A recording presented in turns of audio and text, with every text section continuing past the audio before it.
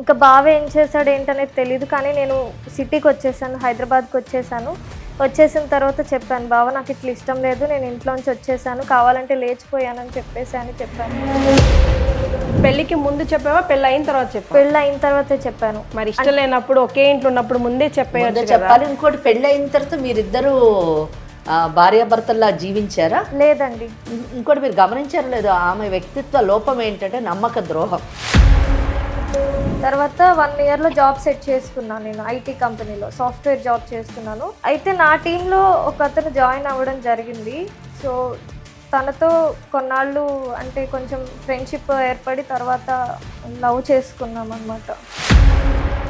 తనకి మనీ పరంగా ఎవ్రీథింగ్ అన్నీ నేనే చూసుకున్నాను. ఒక బైక్, ఫోను, దగ్గర 3-4 lakhs వరకు తనకి ఇచ్చాను మేడం. సో జోగి రాసుకున్నట్టు మేడం, ఇంట్రెస్ట్ కోసమే కదా తను ఇంట్లో నుంచి వచ్చేసింది. సిన్సియర్గా లవ్ చేసుకున్నాం మేడం. సిన్సియర్ లవ్ అంటారు దీన్ని. నన్ను పెళ్లి చేసుకున్నాడు మేడం గుడిలో. ఏం పెళ్లి చేసుకున్నాడు? గుళ్ళో పెళ్లి చేసుకున్నారంట. సరిపోయింది. ఇప్పుడు మీరు అన్నమాట కరెక్ట్. దొందుకు దొందు అన్నారు చూసారా, ఈ కేసు అది కరెక్ట్. ఎందుకంటే ఆయన మోసగాడు, ఈమె మోసగాడు. ఎందుకు ఇలా బిహేవ్ చేస్తున్నావు సాగర్? నాతో మాట్లాడు కొంచెం మంచిగా ఒక్కసారి ప్లీజ్. ఏం మాట్లాడాలి? నువ్వు నాకు కావాలి సాగర్. నాకు వద్దు. ఎందుకు అలా మాట్లాడుతున్నావు ఇప్పుడు? నువ్వేంటి సీరియల్ డ్రామా చేస్తున్నావు ఇప్పుడు? నువ్వు ఒక పెళ్లి చేసుకుంటే నేను నీతో ఉండేవాడిని, కానీ నువ్వు ఎన్ని పెళ్లి చేసుకున్నావు నీకు గుర్తుందా కనీసం? రోహిణి అనే అమ్మాయి మమ్మల్ని ఆశ్రయించింది, హెల్ప్ కోసం అడిగింది. నువ్వు తనని ప్రేమించి పెళ్లి చేసుకొని గుళ్ళో మోసం చేసావన్నది తన ఆరోపణ. Is it true? అది కదండి, మీకెందుకు ఇవన్నీ? దయచేసి ఆ అబ్బాయిని అదే అది ఏంటో నేను చెప్తాను, అదేంటో చెప్తాను. కోర్టుకు వెళ్ళిన తర్వాత మీరు చవి చూస్తారు. అక్కడ మటుకు వెళ్ళొద్దని నేను మాట్లాడుతున్నాను. ప్లీజ్, మీరు ఆడపిల్లల శీలం గురించి మాట్లాడొద్దు ప్లీజ్. మరి మీరు కూడా ఇవ్వండి, క్యారెక్టర్ సర్టిఫికేట్ ఇవ్వండి ప్లీజ్. Don't talk. ఏం మాట్లాడుతున్నారండి? ఏం మాట్లాడుతున్నారు? మీరు చేయాల్సింది మీరు చేయండి, మేము చేయాల్సింది మేము చేస్తాం. అమ్మాయి మా దగ్గరికి వచ్చింది కాబట్టి. సరే మేడం, ఎందుకంటే అయితే కాంప్రమైజ్ అవ్వను మేడం.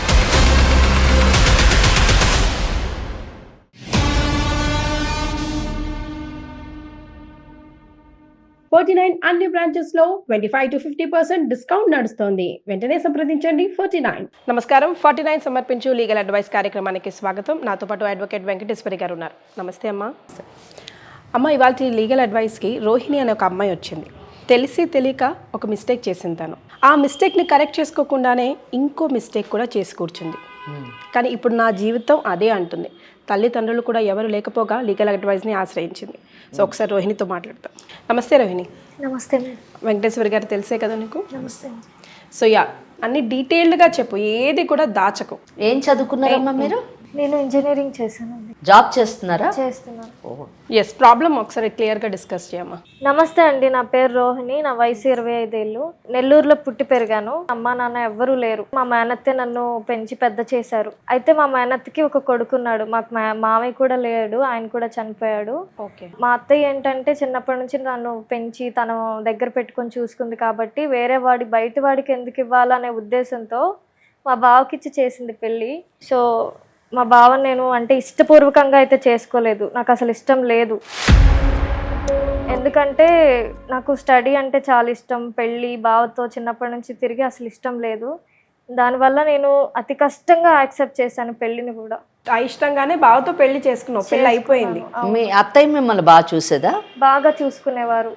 ఆవిడకి హెల్త్ ఇష్యూస్ ఉండడం వల్ల ఎక్కడ బాధ పెట్టాలి, చిన్నప్పటి నుంచి పెంచారు కాబట్టి బాధ పెట్టడం ఇష్టం లేక బావని పెళ్లి చేసుకున్నాను. తర్వాత నేను చెప్పేశాను, బావ నాకు అసలు ఇష్టం లేదు నిన్ను పెళ్లి చేసుకోవడం అని చెప్పేసి ఇంకా బయటకు వచ్చేసాను ఇంట్లోంచి. పెళ్లికి ముందు చెప్పావా, పెళ్ళి అయిన తర్వాత చెప్పావా? పెళ్ళి అయిన తర్వాతే చెప్పాను. మరి ఇష్టం లేనప్పుడు ఒకే ఇంట్లో ఉన్నప్పుడు ముందే చెప్పాలి. ఇంకోటి పెళ్ళి అయిన తర్వాత మీరిద్దరూ భార్యాభర్తల్లా జీవించారా? లేదండి. అంటే పెళ్ళైన ఎంతకాలానికి మీరు బయటకు వచ్చారు? నేను పెళ్ళైన వారంకే బయటకు వచ్చేసేసాను. అప్పుడు మీ అత్తయ్య ఉన్నారు. మీ అత్తయ్యకి చెప్పారా ఈ విషయాన్ని? లేదు, ఎవ్వరికి ఏం చెప్పలేదు. ఎవ్వరికి చెప్పకుండా బయటకు వచ్చేసాను. మీ అత్తయ్యకి హెల్త్ ఇష్యూస్ ఉన్నాయి కాబట్టి మీకు ఇష్టం లేకపోయినా కానీ ఈ విషయాన్ని చెప్తే ఆమె బాధపడుతుంది అని పెళ్లి చేసుకున్నాను అన్నారు. కానీ పెళ్లి చేసుకున్న తర్వాత ఇలా రావడం వల్ల ఆమె ఎంత అవమానానికి లోనయ్యి ఉంటుంది, ఆమె ఎంత బాధపడి ఉంటుంది అని ఒక నిమిషం ఆలోచించారా మీరు? అదేనండి నేను చేసిన తప్పు. మరి బావ ఏమని చెప్పి మీ అత్తగారిని కన్విన్స్ చేశారు? ఇంకా బావ ఏం చేశాడు ఏంటనేది తెలియదు, కానీ నేను సిటీకి వచ్చేసాను, హైదరాబాద్కి వచ్చేసాను. వచ్చేసిన తర్వాత చెప్పాను, బావ నాకు ఇట్లా ఇష్టం లేదు, నేను ఇంట్లోంచి వచ్చేసాను, కావాలంటే లేచిపోయానని చెప్పాను.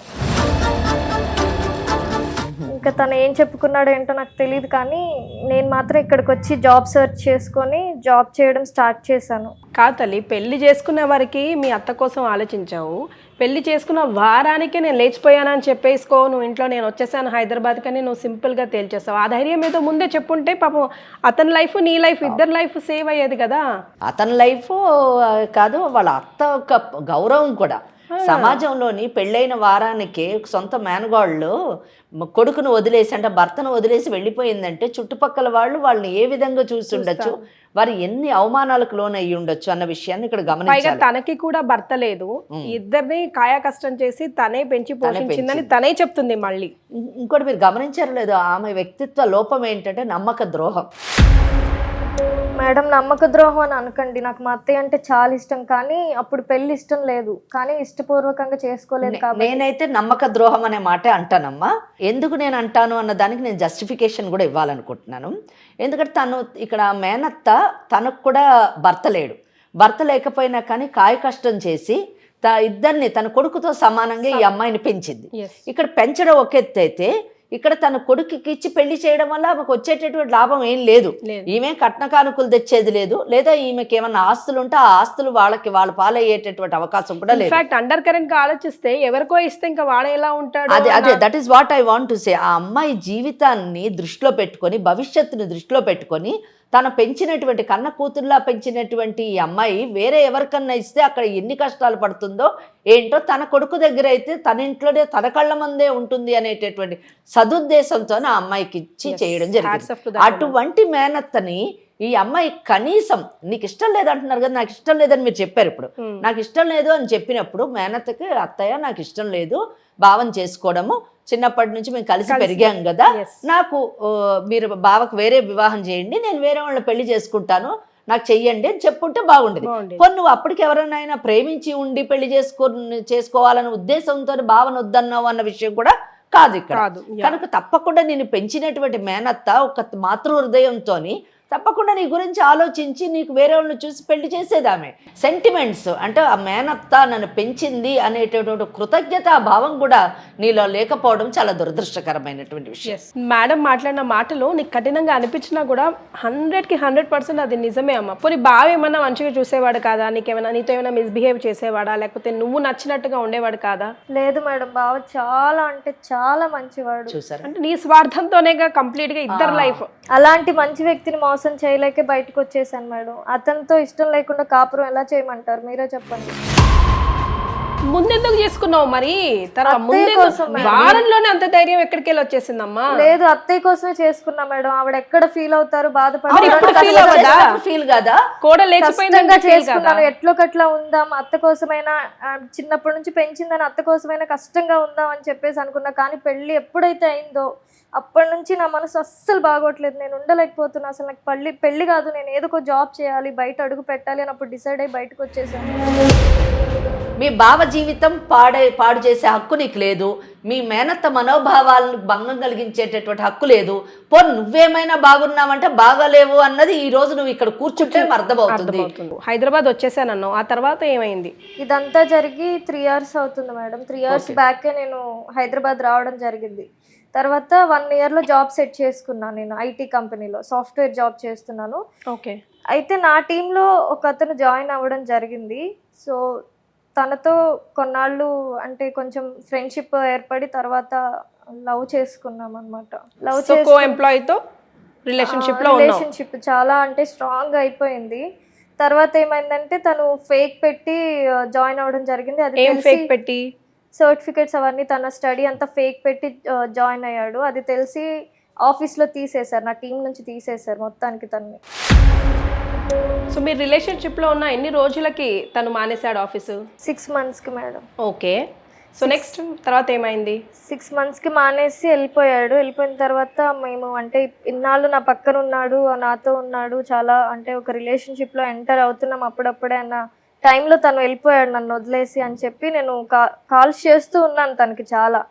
ఒక రోజు లిఫ్ట్ చేశాడు. లిఫ్ట్ చేసి ఏంటి ఇలా అయింది అది ఇది అని అడిగితే నాకు అసలు ఇంట్రెస్ట్ ఇది కాదు, కావాలని ఫేక్ పెట్టి వచ్చాను, నాకు ఇంట్రెస్ట్ ఫిలిం ఇండస్ట్రీలో ఒక డైరెక్షన్ అనే ఇంట్రెస్ట్ అని చెప్పేసి చెప్పాడు. ఏం చేయాలనుకుంటున్నావు అంటే నేను ఇట్లా ఏదో ఒక ఫిలిం తీయాలి లేదా ఏదో ఒక అందులో మూవ్ ఆన్ అవ్వాలి అని చెప్పేసి అనుకుంటున్నానంటే సరే నీకు ఇష్టం వచ్చింది చేయి, నీ ఇంట్రెస్ట్ అదే కాబట్టి నేను కంపల్సరీగా నీకు హెల్ప్ చేస్తాను అని చెప్పాను మేడం.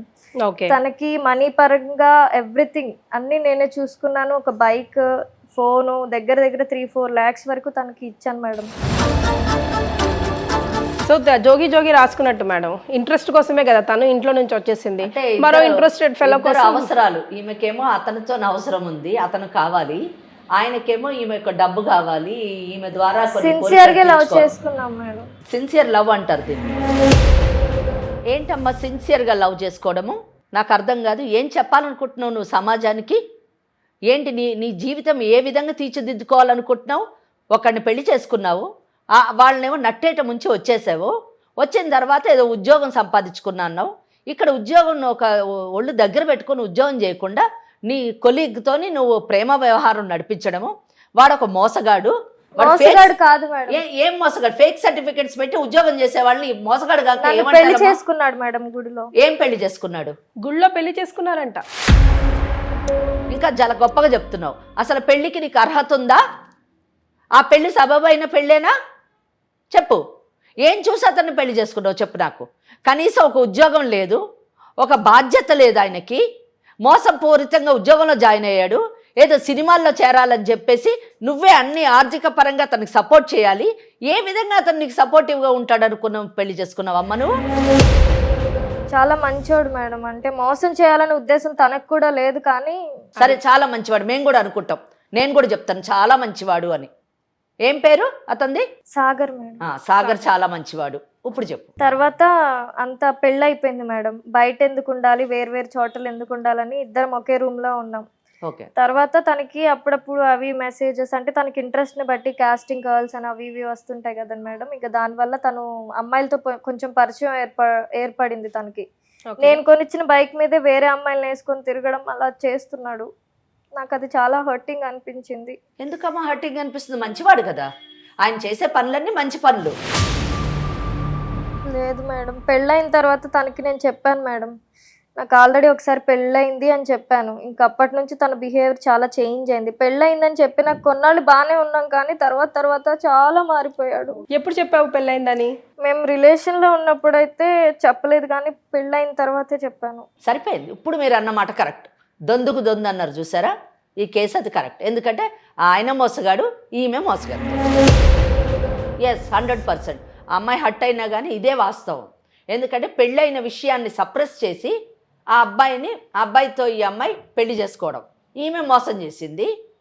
ఫేక్ సర్టిఫికెట్లు పెట్టి ఈ అమ్మాయి ఇచ్చిన డబ్బుతో వేరే ఆడపిల్లలతో తిరిగి ఆయన కూడా మోసం చేస్తున్నాడు. ఎవరికి వాళ్ళు మోసం చేసుకుంటూ ముందుకెళ్తున్నారు. ఇప్పుడు ఆయన దృష్టిలో ఈమె మోసం చేసింది అన్నట్టుగా. అంతే కదా. సాగర్ దృష్టిలో అయితే రోహిణి మోసం చేసింది. అంతే. నాకు తను కావాలి మేడం, సాగర్ కావాలి, మీరే ఏదో ఒకటి చేయండి మేడం. తన ఇప్పుడు ఏమంటున్నాడు తను? సాగర్ ఏమంటున్నాడు? తన వర్షన్ ఏంటో కూడా ఒకసారి తెలుసుకోవాలి. తను అసలు నా కాల్స్ లిఫ్ట్ చేయట్లేదు, దూరంగా వెళ్ళిపోయాడు, నా దగ్గరికి రావట్లేదు, రూమ్ కి కూడా రావట్లేదు. అసలు రెంట్లు నేనే కట్టుకుంటూ ఒక్కదాన్నే వండుకుంటూ సరైన తిండి కూడా లేక బ్రతుకుతున్నాను మేడం. నాకు ఎవ్వరు లేరు, తల్లిదండ్రులు లేరు, అటు అత్త బావ అందరూ విడిపోయారు. చేతులారా జీవితాన్ని నేనైతే ఎటువంటి సింపతి ఈ విషయంలో చూపించాను. ఆమెకు అన్నీ ఉన్నారు, అందరినీ ఆమె దూరం చేసుకుంది, అందరికీ అవమానాల పాలు తెచ్చింది. మేడం మా బావకి నేనేం అన్యాయం చేయలేదు. ఆయన పెళ్లి చేసుకున్నారు, ఒక పాప కూడా పుట్టింది, ఆయన వైఫ్ పాపతో హ్యాపీగానే ఉన్నాడు. అవును, అంటే నువ్వు ఆయన పెళ్లి చేసుకొని భార్యతోనే హ్యాపీగా ఉంటే నువ్వు అన్యాయం చేయనట్టు కాదు. నువ్వు అన్యాయం చేసావు కాబట్టి ఇంకొక ఆమెను పెళ్లి చేసుకున్నాడు. చెప్పాను తనకి, వచ్చిన 1 year హైదరాబాద్ సిటీకి వచ్చిన 1 yearలో ఫోన్ చేసి బావ నువ్వు అంటే నాకు ఇష్టం లేదు, నేను మళ్ళీ రాను తిరిగి అని చెప్పాను. అవును, అది ముందు చెప్పాల్సింది. ఏం మాట్లాడుతున్నావమ్మా? ఒక పెళ్ళైన భార్య లేచి వెళ్ళిపోయింది, భార్య వెళ్ళిపోయిందంటే ఆ మగవాడు బ్రతుకు ఎంత భయంకరంగా ఉంటుందో తెలుసా నీకు? ఇప్పుడు తన సిచ్యువేషన్ కూడా అదే కదా. చుట్టుపక్కల వాళ్ళు ఎంత అవమానకరంగా చూస్తారో తెలుసా, ఎంత చులకరగా చూస్తారో తెలుసా నీకు? జోకియా ఓ ఫలో అన్నట్టు నువ్వు చేసిన అన్యాయం ఇప్పుడు నీకు ఇంకొకటి అదే అన్యాయం చేస్తున్నాడు. సో ఇక సాగర్ ఏమంటాడు ఒకసారి ఫోన్ కాల్ లో తప్పకుండా చూద్దాం. నాట్ రెస్పాండింగ్ అంటే ఆమె ఫోన్ నుంచి చేస్తే రెస్పాండ్ కారేమో మరి. నా ఫోన్ నుంచి చేస్తున్నా మేడం. ఇంకా తన ఫోన్ అయితే లిఫ్ట్ చేయట్లేదని అంటున్నాడు కదా. సో 2 times కాల్ చేశాను నేను. ఒకసారి నీ ఫోన్ నుంచి ట్రై చేయి చూద్దాం madam, for a change, because gap వచ్చింది కదా, ఏమన్నా లిఫ్ట్ చేస్తాడా చూద్దాం. Hello hello Sagar. చెప్పు సాగర్ చెప్పు చెప్పు చెప్పు. ఎందుకు ఇలా బిహేవ్ చేస్తున్నావు సాగర్? నాతో మాట్లాడు కొంచెం మంచిగా ఒక్కసారి ప్లీజ్. ఏం మాట్లాడాలి? నువ్వు నాకు కావాలి సాగర్. నాకు వద్దు. ఎందుకు అలా మాట్లాడుతున్నావు ఇప్పుడు? నువ్వేంటి సీరియల్ డ్రామా చేస్తున్నావు? ఇప్పుడు చెప్తున్నావు కొత్త ఫోన్ చేసి ఇప్పుడు మళ్ళీ అడుగుతున్నావు. సీరియల్ డ్రామా కాదు, నిజంగానే ప్రేమించాను, నిజంగానే పెళ్లి చేసుకున్నాను కదా, ఎందుకు ఇలా చేస్తున్నావు ఇప్పుడు? మాట్లాడు ప్లీజ్. నువ్వు ఎందుకు చేస్తున్నావు? ఇదిగో నీకు చాలా సార్లు చెప్పాను, ఇది జరగని పని, అర్థమవుతుందా? ఇంకొకరైతే నీ బతుకు నువ్వు బతుకు, నా బతుకు నేను బతుకు, అర్థమవుతుందా? ఇంకొక ఇలా ఫోన్ చేసి నాకు ఎవరైనా ఉన్నారో చెప్పు. అమ్మ నాన్న ఎవ్వరు లేరు కదా, నిన్ను నమ్మే కదా నేను నీతో పెళ్లి చేసుకున్నాను. ఇప్పుడు నేనేం చేయాలి చెప్పు? నాతో ఉండు, ఎందుకు ఇలా బిహేవ్ చేస్తున్నావు? వేరే అమ్మాయిలతో ఎందుకు? ఇప్పుడు నీకు నాతో ఎందుకు ఉండాలనిపిస్తుంది చెప్పు? ప్రేమించాను కాబట్టి కదా. అంటే నువ్వు నాకు ప్రేమిస్తున్నావు కాబట్టి నాతో ఉండాలనిపిస్తుంది, అవునా? అదే ప్రేమ నాకు ఉండాలి కదా, అలా ఉంటేనే కదా నేను నీతో ఉండగలను. నేనేం తక్కువ చేశాను చెప్పు నీకు? పోనీ నువ్వు నాకు తక్కువ ఏం చేయలేదు, అన్నీ ఎక్కువ చేసావు, కానీ నాకు వద్దు అంటున్నాను అంతే, నాకు వద్దు. అలా ఎలా చేస్తారు చెప్పు? ఏ మనిషి అయినా అలా చేయగలరా అసలు? నేను చేస్తున్నాను కదా సాగర్, ఇప్పుడు అట్లా మాట్లాడొద్దు, నువ్వు అసలు దూరం ఉండొద్దు, మనం పెళ్లి చేసుకున్నాం కదా, కలిసి ఉండాలి ప్లీజ్. నువ్వు ఒక పెళ్లి చేసుకుంటే నేను నీతో ఉండేవాడిని, కానీ నువ్వు ఎన్ని పెళ్లి చేసుకున్నావు నీకు గుర్తుందా కనీసం? ఎందుకు అలా మాట్లాడి బాధ పెడతావు చెప్పు అసలు? అది కాదు, ఇది ఎన్నో పెళ్లి నీకు చెప్పు. నువ్వు ఎందుకు ఏడుస్తున్నావు? ఇప్పుడు నేను ఎవడేమన్నట్టు ఏడుస్తున్నావు? సాగర్, మేము సుమన్ టీవీ లీగల్ అడ్వైస్ నుంచి మాట్లాడుతున్నామమ్మా. నాతో పాటు అడ్వకేట్ వెంకటేశ్వరి గారు కూడా ఉన్నారు. రోహిణి అనే అమ్మాయి మమ్మల్ని ఆశ్రయించింది, హెల్ప్ కోసం అడిగింది. నువ్వు తనని ప్రేమించి పెళ్లి చేసుకొని గుళ్ళో మోసం చేసావన్నది తన ఆరోపణ. Is it true? అది కదండి, మీకెందుకు ఇవన్నీ? మీకెందుకు అంటే తనకి వెనకాల ముందు ఎవరున్నారమ్మా? తన అన్ని నువ్వే అనుకొని అందరినీ వదిలేసి వచ్చింది కదా, నువ్వే ఇంత పెద్ద హ్యాండ్. నేనే అనుకున్నప్పుడు తన నాతో మాట్లాడాలి కదా, మీరు మీతో ఎందుకు వచ్చింది, అక్కడికి ఎందుకు వచ్చింది, అంటే ఏం చేద్దామని వచ్చింది అక్కడికి? హలో, నువ్వు ఫోన్లు లిఫ్ట్ చేస్తున్నావా అసలు? ఏమంటారండి ఇప్పుడు ఏమంటారు? ఇప్పుడు ఎందుకు ఫోన్ చేశారు నాకు? తన ఏజ్ ఎంత ఇప్పుడు తెలుసు తనకి? నీ ఏజ్ తనేమైనా సరే, తను తప్పు చేసింది, మరి నువ్వెందుకు రిపీట్ చేస్తున్నావు? నేను ఆ తప్పు యాక్సెప్ట్ చేయలేనండి. ఆ తప్పు అనేది తను నాకు నా దగ్గరకు వచ్చినప్పుడు స్టార్టింగ్ లో చెప్పుకుంటే నేను యాక్సెప్ట్ చేసేవాడిని మేబీ. ఇప్పుడు నువ్వు కాస్టింగ్ గర్ల్స్ అని చెప్పి నువ్వు తిరుగుతున్నావు కదా, ఆమె ఇచ్చిన డబ్బుతోనే అయాషి చేస్తున్నావు కదా, ఆమె కొనిచ్చిన డబ్బుతోనే నువ్వు బైక్ కొనుక్కున్నావు కదా. తిరుగుతా నా ఇష్టం. నాకు చెప్పి చేసిందా? ఆల్రెడీ ముందు పెళ్లి అయింది తనకి, ఆ మాట నాకు చెప్పిందా? చెప్పకుండా దాచి ఉంచి నన్ను మోసం చేసి నాతో కొన్ని రోజులు ఉండి, సో తను చేసింది కాబట్టి నేను అలాగే చేస్తానంటావు. ఆబ్వియస్లీ తను అడిగిన ఒక ప్రశ్నకైతే నేను జిప్ మేడం, బికాస్ ఎన్ని పెళ్లిళ్ళు చేసుకుంటది, ఎవరు మోసం చేశారు ఏంటమ్మా? సాగర్, మళ్ళీ ఎవరండి ఇప్పుడు? నేను వెంకటేశ్వరి అడ్వకేట్ని మాట్లాడుతున్నాను. చెప్పండి. నీ ఇంట్రెస్ట్ ఏంటి ఇప్పుడు ఫైనలీ? నా ఇంట్రెస్ట్ ఏం లేదండి, ఆమె మీద కొంచెం కూడా నాకు ఇంట్రెస్ట్ అనేది ఏమీ లేదు. ఓకే, తను నా లైఫ్ లో ఉండొద్దు అంతే. ఎంతకాలం మీరు ఇద్దరు ప్రేమించుకున్నారు? అడగండి, పక్కనే ఉంది కదా, మీకు అన్ని చెప్పండి. నేను మిమ్మల్ని అడుగుతున్నాను. తనని అడగాల్సింది అడిగేసాము, తన దగ్గర నుంచి రావాల్సిన ఇన్ఫర్మేషన్ వచ్చింది. వినండి, మీరు చెప్పక్కర్లేదులే, కానీ నేను మీతోని చాలా గౌరవంగా మాట్లాడుతున్నాను, మీరు నాతో అలాగే మాట్లాడండి. అదే ఇప్పుడు ఆమె అప్రోచ్ అయింది కాబట్టి లీగల్ అడ్వైజ్ అనే కార్యక్రమానికి మనం ఈ సమస్యను ఏ విధంగా పరిష్కరించేటటువంటి అవకాశం ఉంటే either this way or that way, అంటే ఇలా కానివ్వండి అలా కానివ్వండి, పరిష్కారం చేసుకుంటే బాగుంటుంది. ఎందుకంటే ఇక్కడ దాటి వెళ్ళిన తర్వాత ఒకవేళ ఇవి కోర్టుల్లో పడి క్రిమినల్ కేసులని, సివిల్ కేసెస్ అని ఇలా అనేక కేసులు పడి మీ ఇద్దరి జీవితాలు భవిష్యత్తు పాడు చేసుకోవడం అంత సమంజసం కాదు అన్నది నా ఉద్దేశం. వినండి, జాగ్రత్త వినండి, ఎందుకంటే నేను ఒక అడ్వకేట్గా చెప్తున్నాను. ఇప్పుడు కేసు మీరు గెలుస్తారా లేకపోతే వాళ్ళు గెలుస్తారా, చట్టం ఎవరి వైపునున్నది అన్నది పక్కన పెడదాం. కేసు అంటూ ఒకసారి పడితే మాత్రం ఒక 5 నుంచి 6 ఏళ్ల పాటు మీరు కోర్టుల చుట్టూ తిరగవలసి వస్తుంది. నేను ఒక్కటే అడుగుతున్నాను, ఈ అమ్మాయి వేరే అతన్ని అంటే వాళ్ళ బావని పెళ్లి చేసుకొని ఇక్కడికి వచ్చి ఉద్యోగంలో జాయిన్ అయిన తర్వాత మీరు కలవడం జరిగింది, మీరిద్దరూ ప్రేమించుకున్నారు అని చెప్పేసి ఈ అమ్మాయి చెప్పింది. అది ఎంత మటుకు కరెక్ట్? ఇప్పుడు మీకు అన్ని చెప్పింది కదండి, మరి ప్రేమించిన వాళ్ళు నాకు ఒక ముక్క చెప్పాలి కదా అన్ని. కాదు వినండి, ఆ అమ్మాయి చెప్పాలి కదా, నాకు ఇలా పెళ్లి అయింది నా బావతోని 100% చెప్పాలి, చెప్పాలి కదా, 100% చెప్పాలి. మరి తను నాకు ఆ మాట చెప్పకుండా నన్ను మోసం చేసినట్టే కదా, మరి 100% చేసినట్టే, నన్ను మోసం చేసినట్టే కదా ఇప్పుడు 100% చేసినట్టు. అందుకే నేను మిమ్మల్ని వినండి ఏమండి, ఒక కేసు మీరు అడ్వకేట్ కాదు, నా అనుభవంతో చెప్తున్నాను, అదే చెప్తున్నా వింటే కదా,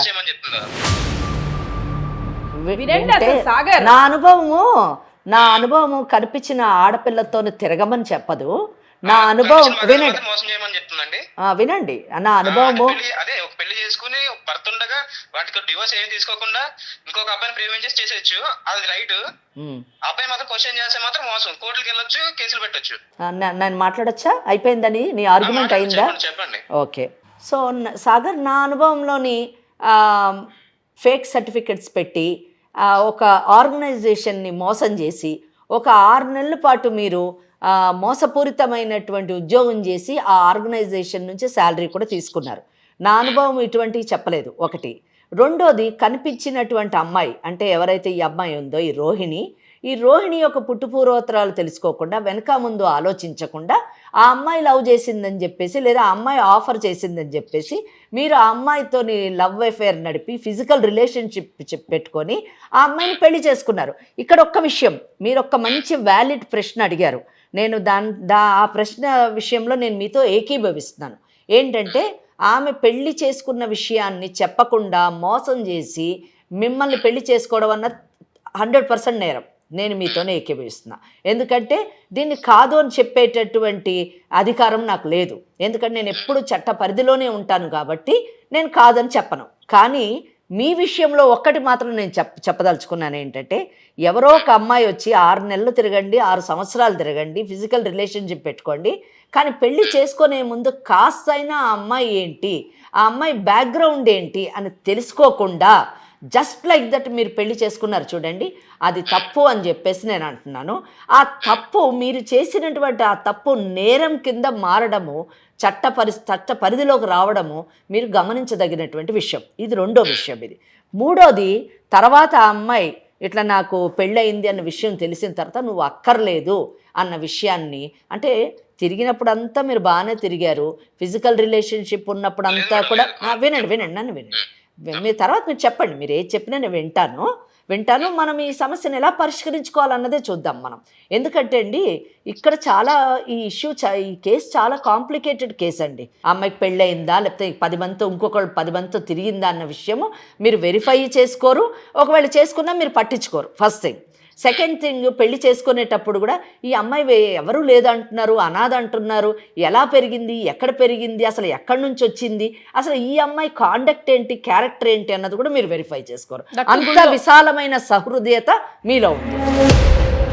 ఇంకా మూడోది, ఆ అమ్మాయి డబ్బులు తీసుకున్నప్పుడు, ఆ అమ్మాయి ఒక వెహికల్ కొనిచ్చినప్పుడు, ఆ వెహికల్ మీద వేరే ఆడపిల్లలతో మీరు తిరిగినప్పుడు అది తప్పు కాదు, అది నేరం కాదు. వినండి, మీరు 10 మందితో తిరగచ్చు, కానీ ఆ అమ్మాయి పెళ్లి చేసుకొని ఆ పెళ్లి అన్న విషయాన్ని సప్రెస్ చేసి మిమ్మల్ని పెళ్లి చేసుకున్నది మాత్రం మిమ్మల్ని హర్ట్ చేసినటువంటి విషయం. సో ఇవన్నీ విషయాల్లోని ఒక్కటి బాగా గుర్తుపెట్టుకోండి సాగర్, అవతల వాళ్ళది తప్పు ఉంటే ఆ తప్పుతోని మనము ప్రయాణం చేసినప్పుడు మనం కూడా ఆ తప్పులోనే పడతాము, ఆ తప్పు నేరంగా మారేటటువంటి అవకాశం ఉంది. ఇక్కడ నేను అడగదలుచుకున్నది ఒకటే, మీరు ఏ విధంగా ఆ అమ్మాయికి న్యాయం చేయగలరు, లేదా ఆ అమ్మాయి పట్ల భవిష్యత్తు ఏ విధంగా తీర్చిదిద్దుకోవాలనుకుంటున్నారు అన్న విషయాన్ని మీరు చెప్పండి నాకు ప్లీజ్. ఆ అమ్మాయి విషయంలో ఏం చేద్దాం చెప్పండి. ఆ అమ్మాయికి ఇచ్చే సలహా నేను ఆ అమ్మాయికి ఇస్తాను. మేడం నేను చెప్పేది ఏంటంటే మేడం, తను నా దగ్గర నిజం దాచింది మేడం. అవును, నేను కాదని మీ ఇద్దరు పరిచయం అయినప్పుడు నేను సో అని చెప్పింది, అంతేగాని నాకు అమ్మా నాన్న లేరని చెప్పింది. మా అత్తగారు ఇంటికాడ నేను పెరిగాను అని చెప్పింది. అవును, అంతేగాని నాకు మా బావతి ఇలా పెళ్ళయింది, తనకి నాకు కుదరలేదు, మేము బయటకు వచ్చేసాను అక్కడి నుంచి అని మాత్రం నాకు చెప్పలే. తను చెప్పుకుంటే నేను ఆలోచించేవాడిని, ఆలోచించిన తర్వాత నెక్స్ట్ స్టెప్ తీసుకుని నేను తనతో సపోర్ట్ గా ఉండేవాడిని. ఓకే. కానీ ఇప్పుడు ఏం చేసిందంటే, తను నాతో కొన్ని మంత్స్ ఉండి నాతో రిలేషన్ లో ఉండి మీ ఇద్దరు ఫిజికల్ గా ఇంటిమేట్ అయ్యాం, అన్ని బానే ఉంది. ఈ విషయం నాకు ఒక లాస్ట్ స్టేజ్ వచ్చేసరికి నాకు చెప్పింది. ఇలా చెప్పినప్పుడు కూడా నేను వెంటనే డిసిజన్ తీసుకోలేదు. నువ్వు నాకు వద్దని నేను చెప్పలేదు వెంటనే. నేను కొన్ని డేస్ ఆలోచించాను. ఆలోచించి నేను యాక్సెప్ట్ చేయలేకపోతున్నాను అసలు. చెప్పింది మేడం, చెప్పింది అన్నా కదా. చెప్పండి. సో ఏంటంటే ఇప్పుడు ఏ అబ్బాయికైనా గానీ వచ్చే అమ్మాయి మన రాముడు కాకపోయినా వచ్చే అమ్మాయి సీత అని మనం అనుకుంటాం, అవునా కదా మేడం? ఒక్క నిమిషం, ఈ విషయం నువ్వు వినాలి. నేను నాకంటే కూడా ఓకే మీరు మిమ్మల్ని అనట్లేదు, మీరు ఇచ్చినటువంటి స్టేట్మెంట్ నేను కాదు వినడము. నిజం చెప్పాలంటే రోహిణి వినాలి. రోహిణి వినవలసినటువంటి మాట, ఈ ఎపిసోడ్ చూస్తున్నటువంటి ప్రతి ఆడపిల్ల వినవలసినటువంటి మాట అండి. చెప్పండి, కంటిన్యూ చేయండి ప్లీజ్. ఆ మాట నాకు చెప్పుంటే నేను చూసాను మేడం. ఓకే. సో తను ఏం చేసింది, ఇలా తాగడం వల్ల నాకు బాధ అనిపించింది.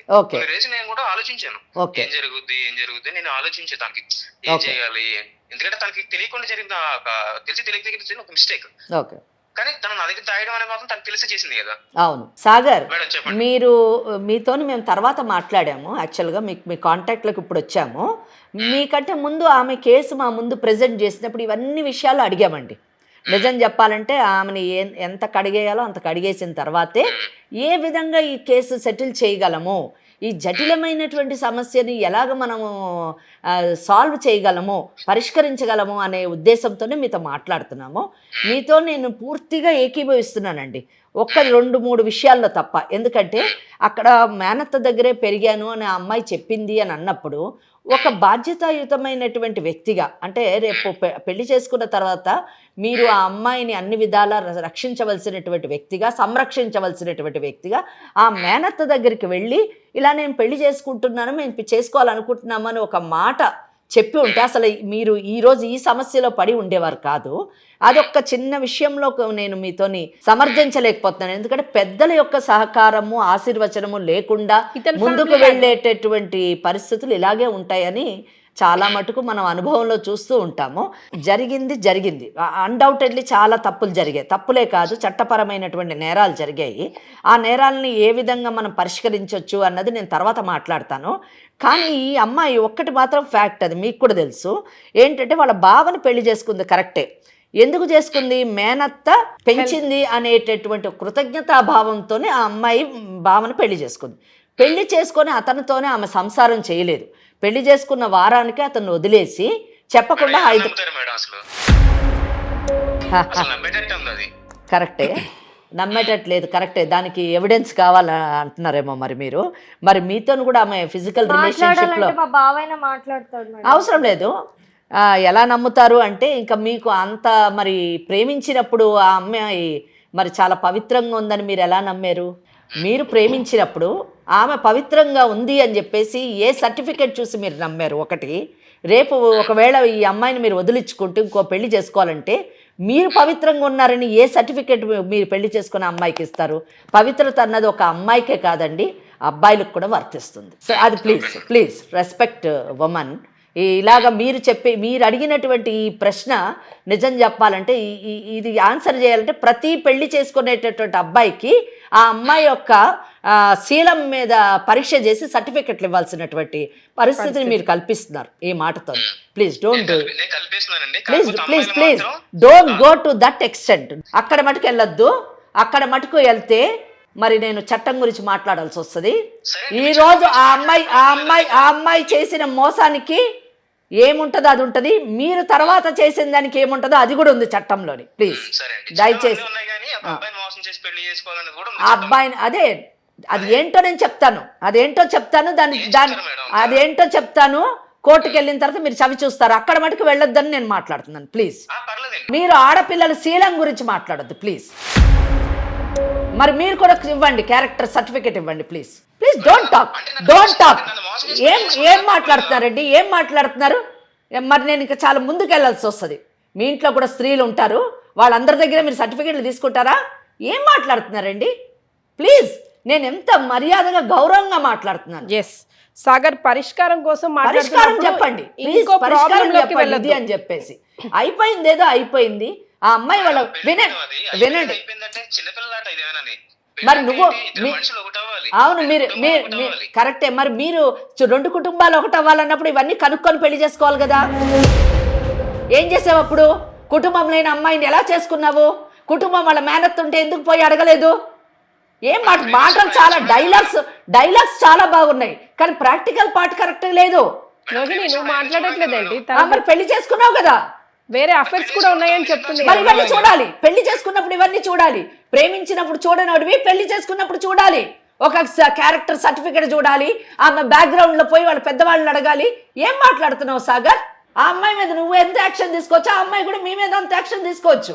Please try to understand. ఎలా సాల్వ్ చేసుకోవాలని చూడండి, భవిష్యత్తుని ఎలాగ తీర్చిదిద్దుకోవాలని చూడండి. లేదు మేము 20-30 ఏళ్ళు కోర్టు చుట్టూ తిరుగుతామంటే ఓకే, ప్లీజ్ ప్రొసీడ్. మీరు చేయాల్సింది మీరు చేయండి, మేము చేయాల్సింది మేము చేస్తాం. అమ్మాయి మా దగ్గరికి వచ్చింది కాబట్టి. సరే మేడం, ఎందుకంటే అయితే కాంప్రమైజ్ అవ్వను మేడం. నాకైతే ఇష్టం లేదు, తన నా లైఫ్ లో నాకు ఇష్టం లేదు. ఓకే ఓకే మాట్లాడినా ఎన్ని రకాలుగా మీరు ఓకే ఓకే ఓకే నువ్వు కాంప్రమైజ్. నష్టపోయింది నేను కాబట్టి వినండి, మీరు నాకు హట్ అయ్యాయి. సో దాని వల్ల తను నాకు వద్దు అని చెప్పేసి అంటున్నాను. Very good. మీరేం కాంప్రమైజ్ కావద్దు, కానీ అవతల వాళ్ళతో మాట్లాడేటప్పుడు నోరు దగ్గర పెట్టుకొని మాట్లాడు. రోహిణితో మాట్లాడలేవు, అర్థమైందా? కనిపించిన ప్రతి ఆడది క్యారెక్టర్ లెస్ అన్నట్టు లూజ్ టంగ్ వద్దు. ప్రాబ్లం రెండు వైపులా ఉంది. చాలా మర్యాద మాట్లాడుతున్నా నేను. నువ్వు కాంప్రమైజ్ కావద్దు. కాంప్రమైజ్ గమ్మని ఎవరిని బలవంతం చెయ్యరు. సెటిల్మెంట్ చేయడానికి ట్రై చేస్తారు, కన్సిలియేషన్ చేయడానికి ట్రై చేస్తారు, మీడియేషన్. ఇదే చెప్తున్నాను, వినడం నేర్చుకో ఫస్ట్. ఎందుకు ఫోన్ చేశామంటే కన్సిలియేషన్ చేయడానికి చేశాము, మీడియేషన్ చేయడానికి చేశాము, సెటిల్మెంట్ చేయడానికి చేశాము. ఇవన్నీ నీకు అక్కర్లేదన్నావు కదా, లీవ్ ఇట్.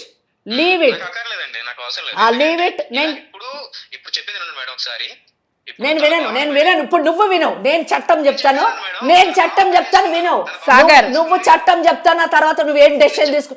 సాగర్ నేను చట్టం, నువ్వు మాట్లాడొద్దు, నిన్ను బతిమాలాల్సిన అవసరం మాకు లేదు. ఇప్పుడు మటుకు మర్యాదగా నీతోని నీ జీవితం, నీ భవిష్యత్తుని దృష్టిలో పెట్టుకొని మాట్లాడాము. మాకు అవసరం లేదు, నీ కాళ్ళు పట్టుకోవాల్సిన అవసరం లేదు, నీతోని ఇచ్చేయాల్సిన అవసరం లేదు.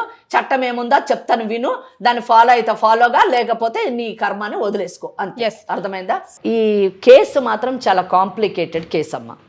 ఇక్కడ నేను సాగర్ని ఒక మాట అనే ముందు, అంటే చట్టం గురించి చెప్పే ముందు, రోహిణి లాంటి అమ్మాయిలు చేసుకునేటటువంటి తెలివి తక్కువ పనుల వలన, వాళ్ళ అహంకారం వల్ల, నేను అహంకారం అన్న పదం ఉపయోగిస్తున్నాను, అంతేకాకుండా మేము ఏమన్నా చేయగలము, మాకు తెలుసు అంతా అనేటటువంటి ఆ అహంకారపూరితమైనటువంటి చర్యల వలన సాగర్ లాంటి వాళ్ళు ఇలాంటి మాటలన్నీ మాట్లాడుతూ ఉంటారు.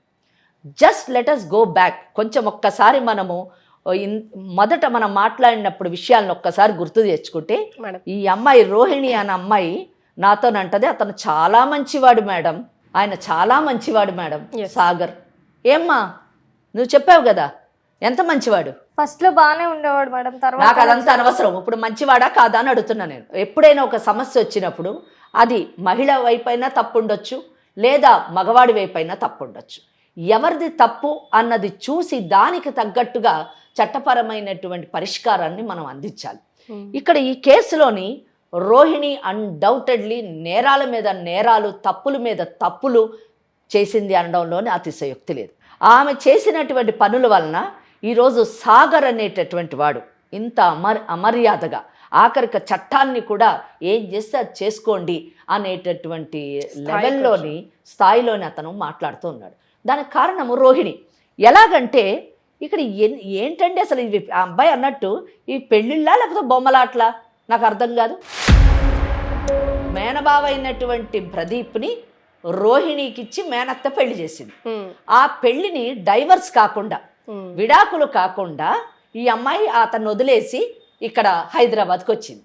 అంటే ఏంటి, వచ్చి ఆగకుండా ఈ సాగర్ అనేటటువంటి వాడిని పెళ్లి చేసుకుంది. అంటే ఏంటంటే అక్కడితో ఆగకుండా నువ్వు మళ్ళీ వీడి పెద్ద చాలా గొప్ప త్యాగమూర్తి. మళ్ళీ ఈ అమ్మాయిలో నాకు కోపం వచ్చే విషయం ఏంటంటే అండి, ఈ అమ్మాయి చేసే ప్రతి పనిని కూడా చట్ట విరుద్ధమైన ప్రతి చర్యను కూడా సమర్థించుకుంటుంది చాలా గొప్పగా, ఇంకా వాయిస్ రైజ్ చేసి. అది దురదృష్టకరమైనటువంటి విషయం. మళ్ళీ వాళ్ళ బావకు చెప్పిందంట, నువ్వు పెళ్లి చేసేసుకో, నువ్వు మంచిగా ఉండు, నేను వచ్చేసాను, మళ్ళీ తిరిగి రాను అని చెప్పిందట. ఈమె సలహా విని ఆ మేనబావ ఇంకో పెళ్లి చేసుకున్నాడు. ఫస్ట్ ఆఫ్ ఆల్ ఆ మేనబావ చేసుకున్నటువంటి పెళ్లి, ఈరోజు చేసుకున్నటువంటి పెళ్లి వాయిడ్ మ్యారేజ్ అంటారు. Section 5 of Hindu marriage act ప్రకారము భార్య బ్రతికుండగా భర్త బ్రతికుండగా ఇంకొక పెళ్లి చేసుకుంటే ఆ పెళ్లిని వాయిడ్ మ్యారేజ్ అని అంటారు. మళ్ళీ ఈ అమ్మాయి వచ్చి ఈ సాగర్ అనేటటువంటి వాడిని పెళ్లి చేసుకుంది. ఈమె వీళ్ళ మేనబావతో జరిగినటువంటి పెళ్లికి విడాకులు కాకుండా, రద్దు కాకుండా ఈయనతోని పెళ్లి చేసుకోవడం అన్నది ద్వితీయ వివాహం అన్నది హిందూ వివాహ చట్టంలో లేదు. బిగమి కింద వచ్చి ఈ వివాహం కూడా వాయిడ్ అయిపోయింది section 5 of Hindu marriage act ప్రకారం. ఈ ఎపిసోడ్ చూసి చాలామంది మేడం ఏం చెప్పారు మేడం, మరి రోహిణి అనేటటువంటి అమ్మాయి ఇక్కడికి వచ్చింది, మీరు ఆ అమ్మాయికి న్యాయం చేయకుండా అన్యాయం చేసేస్తున్నారు మేడం. ఎవరు చేస్తున్నారు? చట్టం అది. చట్టాన్ని చెప్పి తీరుతాను నేను, ఎవరికి నచ్చినా నచ్చకపోయినా. చట్టంలో ఏమైనా తప్పు చెప్తే ప్రశ్నించండి, కానీ చట్ట విరుద్ధమైనటువంటి మాటలు నేను మాట్లాడలేను. 82(2) కింద మొదటి పెళ్లిని సప్రెస్ చేసి చేసుకుంటే, కన్సీల్మెంట్ ఆఫ్ ఫస్ట్ మ్యారేజ్ చేసుకుంటే భారతీయ న్యాయ సంహిత ప్రకారం 10 సంవత్సరాల శిక్ష. ఏం న్యాయం చేయాలి ఇందులోని? ఇప్పుడు నేను చెప్పిన సెక్షన్ 82, 82(1), 82(2) చూసుకోండి ఒకసారి, ఏం తప్పుందో. ఇక్కడ ఈ అమ్మాయి పరిస్థితి ఇది, అక్కడ ఆ మేనబావ పరిస్థితి. ఆ పెళ్లి, ఈ పెళ్లి రద్దు కాలేదు కాబట్టి ఆ పెళ్లికి విలువ లేదు, చట్టబద్ధత లేదు. అక్కడ ఏ అమ్మాయిని అయితే పెళ్లి చేసుకున్నాడో ఆ అమ్మాయికి అసలు ప్రొటెక్షన్ లేదు. ఆ అమ్మాయి భార్య స్థానంలో లేదు ఈ రోజున. ఆడిద్దరికి మళ్ళీ ఒక బిడ్డ కూడా పుట్టింది. ఎంత దురదృష్టకరం అండి. ఈ అమ్మాయి అహంకారపూరితమైన చర్య వల్ల ఈమె పెళ్లి చేసుకున్న దానికి పెళ్లి కాదు, ఈమె సాగర్కి భార్య కాదు, ఈమెకు ఒక చట్టబద్ధత అయినటువంటి స్థానం సమాజంలో కానీ చట్టంలో కానీ లేదు. పోనీ సమాజంలోనన్నా ఒక లివ్ ఇన్ రిలేషన్షిప్ లాగన్నా ఉన్నది అంటే సాగర్ ఒప్పుకోవట్లేడు, గెట్ లాస్ట్ అన్నాడు. ఏముంది నీ ప్లేస్? ఎక్కడున్నావు నువ్వు? ఏం చదువులు మీవి? ఏం నిర్ణయాలు మీవి? ఏం జీవితాలు మీవి? ఫ్రెండ్షిప్ చేశాము, ఆ అమ్మాయి చెప్పడం, లవ్ చేశాము, కొద్ది కాలం కలిసి ఉన్నాము, ఆ తర్వాత పెళ్లి చేసుకున్నాం. వాట్ ఈస్ దిస్ అండి? This is what it is. మీరు ప్రేమించడం తప్పు కాదు, మీరు పెళ్లి చేసుకోవడం తప్పు కాదు, చేసుకోండి, ఎవరు వద్దన్నారు. కానీ పెళ్లి చేసుకునే ముందు చూడాలి కదా. ఈ సాగర్ ఇన్ని మాటలు మాట్లాడుతున్నావు, నువ్వు పెళ్లి చేసుకునేటువంటి అమ్మాయి బ్యాక్గ్రౌండ్ ఏంటో నువ్వు చూడాలి కదా.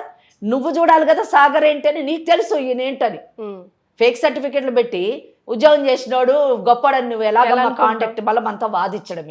ఇదంతా ఒక ఎత్తు అయితే, ఈ సాగర్ ఇంతసేపు ఇన్ని మాటలు మాట్లాడాడు కదా, ఇన్ని మాటలు మాట్లాడి ఏది కావాలంటే అది చేసుకోండి అన్నాడు. ఈ అబ్బాయికి కూడా ఒక అమ్మాయితో తిరిగి ఆ అమ్మాయిని మోసం చేసి పెళ్లి కూడా చేసుకొని ఈ రోజు నాకు వద్దు అని చెప్పేసి ఆ అమ్మాయి డబ్బులు ఉపయోగించుకొని ఆ అమ్మాయి వాళ్ళ అన్ని లాభాలు పొంది వదిలేసి నువ్వు నీ ఇష్టం నా ఇష్టం అన్నట్టు ఇలాగే చేస్తానంటే ఆయనకు కూడా బిఎన్ఎస్ ఏ విధంగా వర్తిస్తుందో ఆ విధంగా వర్తిస్తుంది. అతను కూడా జైలుకి వెళ్ళేటటువంటి అవకాశం ఉంది.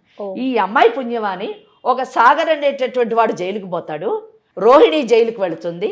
అక్కడ ఏ తప్పు చేయలేనటువంటి మేనబావ ప్రదీప్ భార్య పాపం ఎటువంటి స్థానం లేకుండా ఆ అమ్మాయి ఉంటుంది. అసలు ఆ మేనత్త ఏమైందో మనకు తెలియదు.